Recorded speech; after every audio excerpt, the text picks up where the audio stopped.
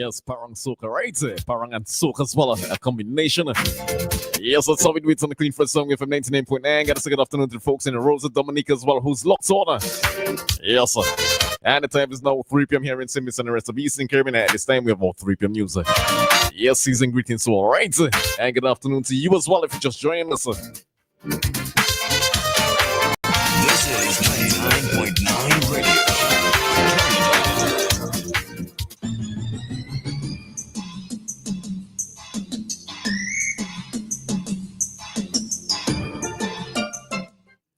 Welcome to BFM's 3 p.m. News. I am your presenter, Narissa Bostwick. First off, on the local scene. Logos Hope, the world's largest floating boat fair, has returned to St. Vincent and is open to the public. Logos Hope's previous visit this year was in June. The vessel's onboard book fair offers an expanded selection of over 5,000 different titles of books at affordable prices.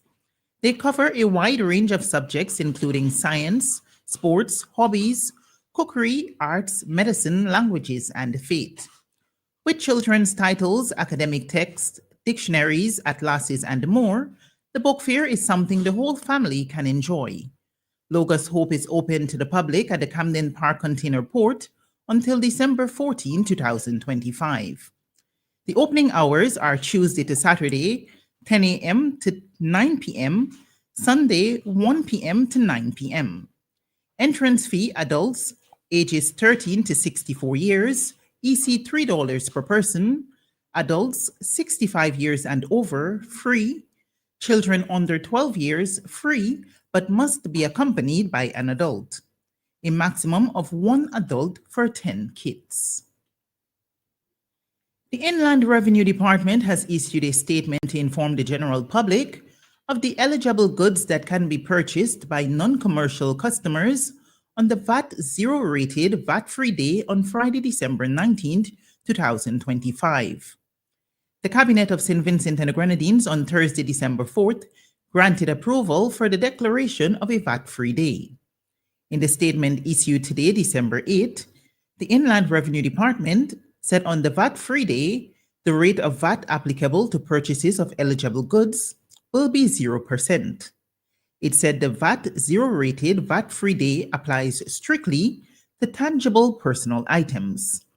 As such, the term eligible goods includes consumer electronics such as televisions, computers, smartphones, audio equipment, household appliances including refrigerators, stoves, washing machines, microwaves, food and beverages, inclusive of both non-alcoholic and alcoholic beverages, clothing and footwear, including all apparel, school uniforms, work boots, furniture, including beds, sofas, dining sets, and office furniture, building materials, inclusive of cement, lumber, steel, paint, tiles, and plumbing fixtures, automotive parts such as tires, batteries, spare parts, excluding the motor vehicle itself, cosmetics and toiletries, including perfumes, skincare, non-prescription personal care items, and the general merchandise such as toys, books, decor, and kitchenware. The Inland Revenue Department said the eligible goods must be in stock and paid for in full on Friday, December 19, 2025. Goods purchased on hire purchase are excluded as being eligible for the VAT-free day. Meanwhile, the following supplies are strictly excluded from the zero-rated application on Friday, December 19, 2025. They include services of any kind, including tourism and hospitality services, tobacco products such as cigarettes, cigars, and loose tobacco, firearms and ammunition, and motor vehicles. The sale of prepared meals and beverages at hotels, guest houses, restaurants, and other similar establishments are excluded as being eligible for the VAT zero-rated VAT-free day. The Inland Revenue Department says it looks forward to a smooth and successful VAT-free day for all. The Beryl Emergency Resilient Recovery Project, BERRY, has announced the successful disbursement of the first batch of business support grants to micro and small enterprises affected by Hurricane Beryl. Payments for cohort 1 to 4 were issued to recipients. So far, 97 beneficiaries across St. Vincent and the Grenadines received a total of EC $376,000 under this initial phase. The Business Support Grant is a key component of the Berry Project's efforts to restore livelihoods and strengthen economic resilience following the widespread impacts of the hurricane. The grant provides financial assistance to help business owners resume operations, replace essential tools and equipment, and stabilize income-generating activities.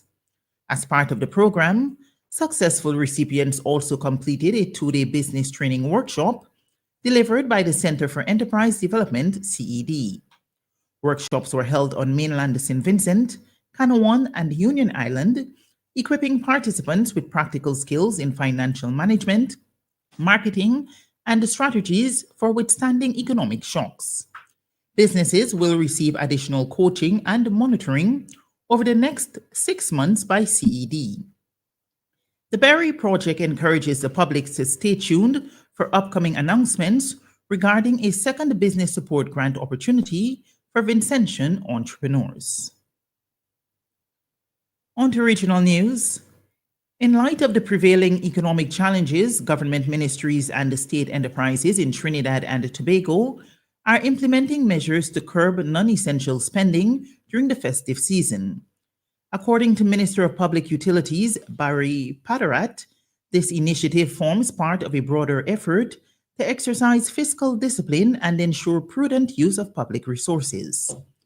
Guardian Media understands that several ministries and state entities have opted to scale back or completely cancel traditional Christmas functions this year as a cost-saving measure. When contacted for clarification yesterday, Padarat emphasized that these decisions reflect the government's commitment to prioritizing essential services and reducing discretionary expenses amid the current financial climate. He noted that under previous administrations, holiday celebrations often involved lavish parties and a significant cost, including alcohol consumption and high-profile entertainment. In contrast, the current approach seeks to realign priorities by focusing on employee welfare. UNICEF has stepped up efforts to restore education and support the emotional well-being of thousands of children across Jamaica affected by Hurricane Melissa. According to UNICEF, in a media release on Saturday, more than 650 schools serving approximately 150,000 students are experiencing significant disruption. Working closely with the government of Jamaica and the local partners, UNICEF is focusing on creating safe, child-friendly learning environments while helping students and the teachers recover from the storm's psychological impact. Jamaica's children are at the heart of this recovery, said Rebecca Tortillo, UNICEF Jamaica Education Specialist. Our goal is to help rebuild not just classrooms, but confidence, not just infrastructure, but hope, she emphasized, according to a report by the Jamaica Observer. UNICEF is supporting the Ministry of Education, Skills, Youth and Information to enable continuity of learning and has participated in a high-level education meeting with CARICOM to discuss best practices for education in emergencies, current needs in the sector, and planned activities. And finally in the news at this hour, Israel's Prime Minister Benjamin Netanyahu has said a second phase of the U.S. brokered plan to end the war in Gaza is close, but that key issues still need to be resolved. Under the second phase of the U.S. President Donald Trump's plan, Israel should withdraw its troops further from Gaza as a transitional authority is set up and an international security force is deployed. Hamas is meant to disarm and reconstruction to begin. With questions outstanding over Hamas disarmament, one senior official has suggested the group is ready to consider freezing or storing its remaining weapons. The U.S. and other mediators have been applying pressure on both sides to advance the next stages of Donald Trump's plan. This has been WeFM's 3 p.m. News. I have been your presenter, Naressa Bosque. Our next newscast will be presented at 5:30 p.m. Be sure to join us then. That could have been you. An accident that could have been avoided because your tires had almost no grip on the road. Safety is a factor that should never be overlooked when it comes to your car or whatever you drive. SVG Tire Sales and Services in Balls Avenue and in Arnisvale carries a wide selection of quality new tires to fit any car, truck, minibus, or SUV, so you can experience a comfortable and safe commute every time. We are agents for the world's most reliable brands on